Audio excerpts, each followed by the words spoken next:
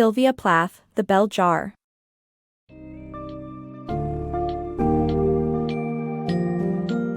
Dive deep into the tumultuous mind of Esther Greenwood in Sylvia Plath's poignant novel, The Bell Jar.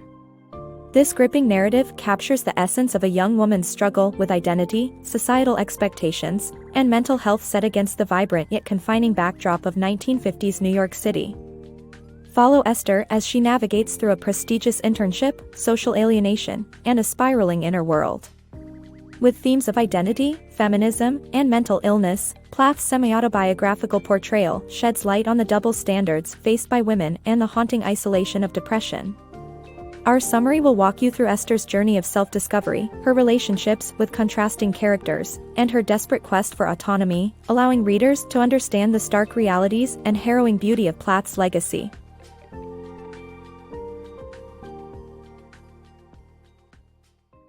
Esther's struggle for identity. Esther Greenwood, a talented young writer, finds herself amid the bustling excitement of 1953 New York City.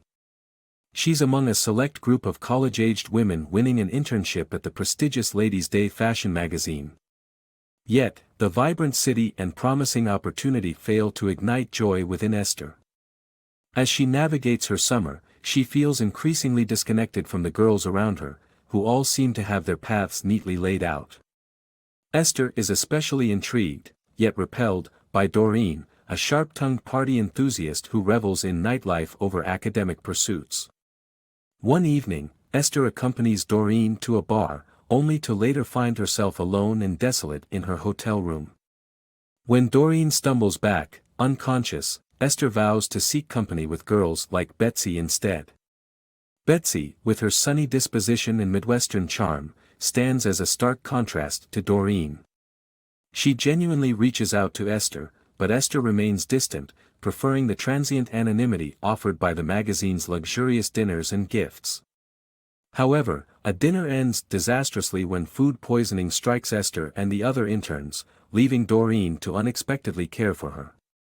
In these opening chapters of The Bell Jar, Esther grapples with internal turmoil and her complicated interactions with those around her. Sylvia Plath draws heavily from her own life experiences, her summer at Mademoiselle magazine, a backdrop that vividly captures New York's vibrant fashion and social scene. The fashion world serves as a powerful metaphor for Esther's search for self-identity.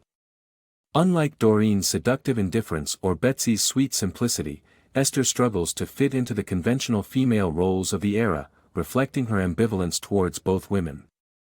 In her search for identity, Esther resorts to fabricating stories, telling potential suitors she's Ellie Higginbottom from Chicago, highlighting her growing sense of detachment. This detachment foreshadows larger obstacles, as Esther begins to obsess over morbid themes, like the infamous Rosenberg's execution, hinting at a deeper fascination with death. Her interactions are further complicated by her relationship with Buddy Willard, a figure whose underlying hypocrisy she cannot ignore, all while recovering from her bout of illness.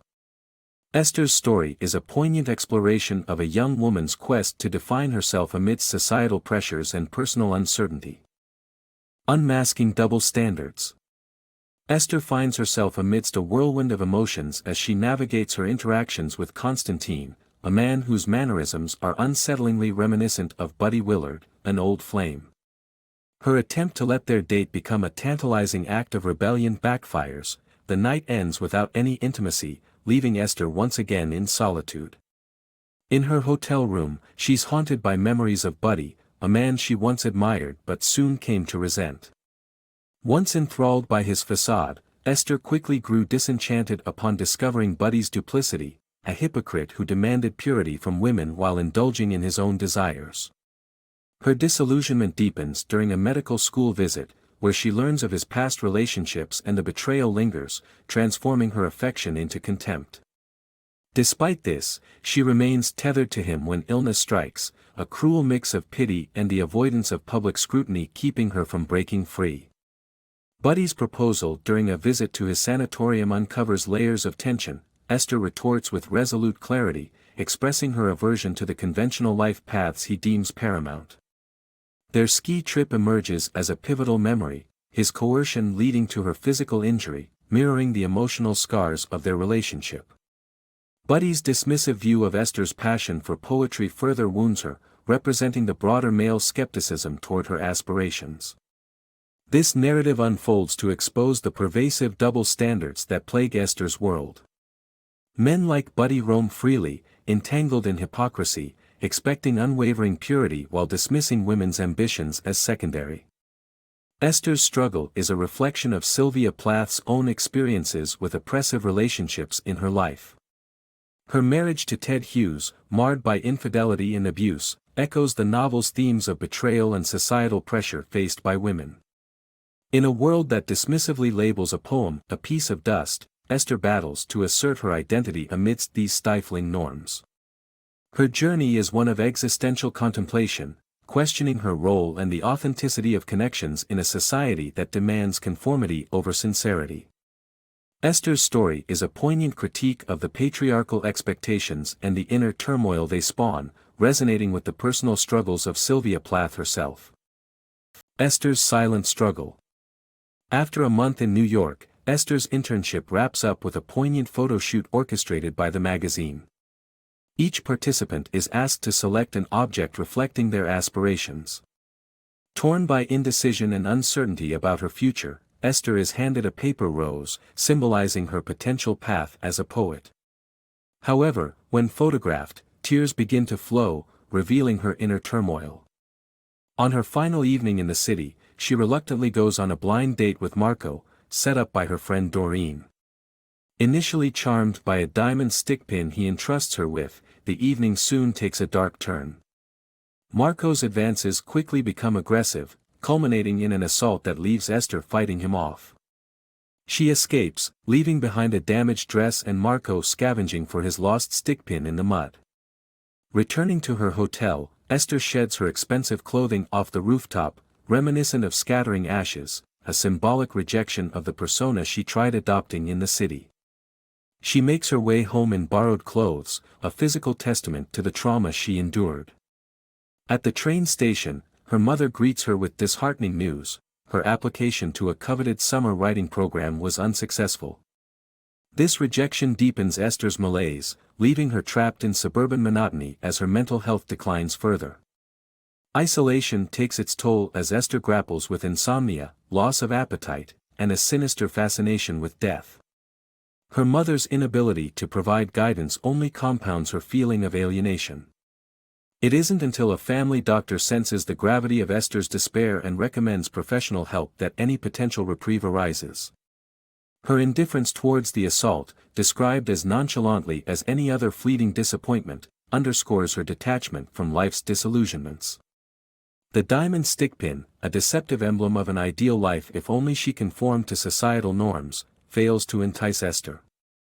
Instead, she discards her wardrobe to the wind, shedding the masks she donned in search of identity. Leaving New York brings little comfort. At home, her increasing disconnection breeds little empathy from others, only dismissiveness and misunderstanding. Amidst the tumult, a family doctor finally acknowledges the urgency of her situation, guiding her towards psychiatric help with Dr. Gordon to seek answers for her unraveling mental state. Inside the bell jar.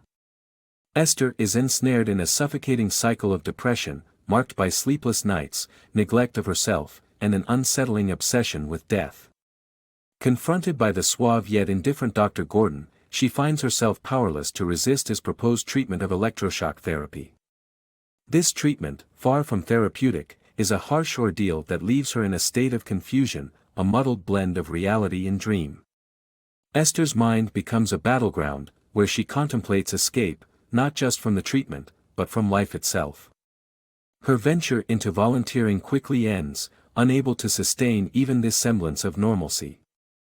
Instead, she increasingly dwells on suicide, gleaning methods from stray conversations and news articles. Her musings slowly turn into actions, dangerous, tentative steps toward ending her life. A swim into the deep sea with Jody, attempts at self-strangulation, or slicing her skin with razors in the bathtub reflect the depth of her despair. Each act is a rehearsal for her final decision. Choosing the solitude of her home cellar, Esther swallows an entire bottle of sleeping pills. As the sedatives engulf her senses, a surreal display of red and blue lights dances before her eyes, a prelude to unconsciousness. In those fleeting moments, she feels carried away by an unrelenting tide, a symbol of surrender. This harrowing journey is mirrored by Sylvia Plath's own life, her first suicide attempt occurring at just 20, like Esther. The parallels resonate profoundly, as does Plath's poignant poetry, notably Lady Lazarus, which eerily echoes Esther's detached narrative of her experiences. Their shared narrative is haunting, particularly as Plath succumbed in a similar manner shortly after her novel's release. Inside the glass bell jar. Esther jolts awake in sheer darkness, bewildered, fearing blindness, but a doctor reassures her recovery is near. Her reflection in a fractured mirror reveals a marred visage, triggering an outburst that lands her in a state hospital's violent ward. Here, amid the eccentric patients and peculiar staff interactions, she encounters absurdity laced with humor but stubbornly resists treatment. Unexpected salvation comes from Philomena Guinea, a wealthy benefactor, who suspiciously alerts to Esther's plight. She orchestrates Esther's transfer to an upscale psychiatric hospital. En route, Esther ponders her plight. Whether in cosmopolitan cities or amidst high seas, she remains trapped inside an invisible bell jar, suffocating in her own despair. At the private facility, Esther meets Dr. Nolan, a competent and understanding leader who administers insulin shock therapy, a controversial mid-20th century treatment. This therapy leaves Esther dazed, disoriented, and grappling with weight gain. Meanwhile, Joan, a former classmate and turbulent soul, checks in after a suicide attempt. Joan, more invested in their friendship than Esther, hints at deeper feelings, which Esther firmly rebuffs. Despite their tensions, they move to a swankier, less restrictive wing, Bellacize, where the glimpses of normalcy invite another electroshock therapy session. Although Dr. Nolan's involvement feels like betrayal, this treatment is more bearable than before. During this phase, Esther explores autonomy beyond the clinic's confines, consulting a gynecologist and acquiring a diaphragm. Yet, these measures expose the inadequacies of 1950s psychiatric care. Esther's array of high-end treatments fails to confront the core of her malaise, merely subduing symptoms and nudging her toward societal acceptance. The women in Esther's orbit, like Philomena and Dr. Nolan, though well-meaning, falter in providing wisdom to navigate life beyond social conventions. This slice of narrative mirrors Sylvia Plath's own psychiatric struggles. Following her suicide attempt, the author experienced similar medical interventions. Although temporarily effective, these treatments recurrently failed to stave off depressive episodes throughout her life. Braving boundaries. Esther's path to self-discovery takes a tumultuous turn as her relationship with Joan crumbles, leading Esther into a series of life-altering choices. While Joan finds freedom in a new apartment, Esther remains confined in the hospital, biding time until college resumes. In an attempt to forge her own path, she visits Erwin, a mathematics professor, deciding to lose her virginity, a decision marked by severe physical pain and a trip to the emergency room due to a rare hemorrhage. Amidst this personal turmoil, Esther is shattered by Joan's suicide, a loss that prompts her to reassess her own life. Buddy's misguided introspection at the hospital touches on a broader theme of men's misperceptions, yet Esther assures him of his innocence in Joan's tragic decision. At Joan's funeral, Esther reconnects with her own heartbeat, finding a fleeting affirmation of life, I am. Facing an uncertain future but with renewed determination, Esther prepares for an interview that could secure her release from the confines of the hospital. Dr. Nolan acts as a guide on her journey toward newfound stability and sexual freedom. Esther's choice to use contraception and engage intimately with Erwin symbolizes her rebellion against societal norms and her quest for autonomy. As she steps into the interview room, Esther's future appears laden with both hope and doubt. The shadows of societal pressures loom large, hinting that her liberation may be fragile amid a world that still enforces gendered expectations. While Esther has gained more agency, her struggle against the judgments of a patriarchal society remains far from over.